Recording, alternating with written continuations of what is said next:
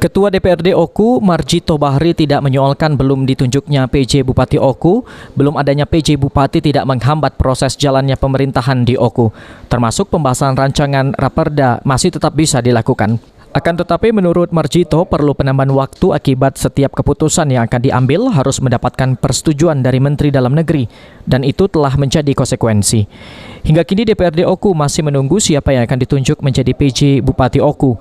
Marjito yakin PJ yang akan ditunjuk dapat sejalan dengan DPRD untuk sama-sama membenahi Kabupaten Oku.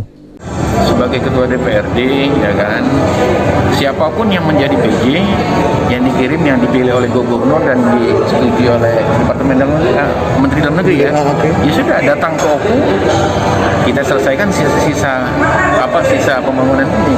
Ada kendala enggak, Pak? Kendalanya Dengan ada belum ada PJ dalam proses nggak ada kendala, kan memang ada ABT yang pembahasan ABT. Artinya setiap membahas sesuatu yang urgent kan, ya mungkin PLH kan mesti koordinasi dengan persetujuan ke Kementerian Dalam Negeri. Itu prosesnya seperti ada prosesnya Pak, langsung kan bedanya. Iya, bedanya dengan artinya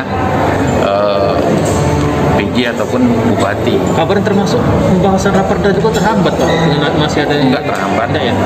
Karena belum ada enggak terhambat. Minggu depan kita buka. Maksud ya? Iya, enggak ada yang terlambat.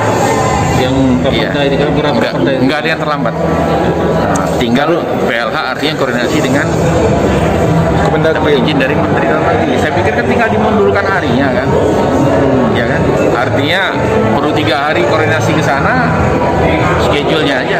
Seperti diketahui, pasca meninggalnya Bupati Oku dan penahanan terhadap Wakil Bupati Oku, terjadi kekosongan jabatan Bupati Oku, di mana Gubernur Sumatera Selatan saat ini baru menunjuk PLH Bupati sembari menunggu calon pejabat Bupati Oku.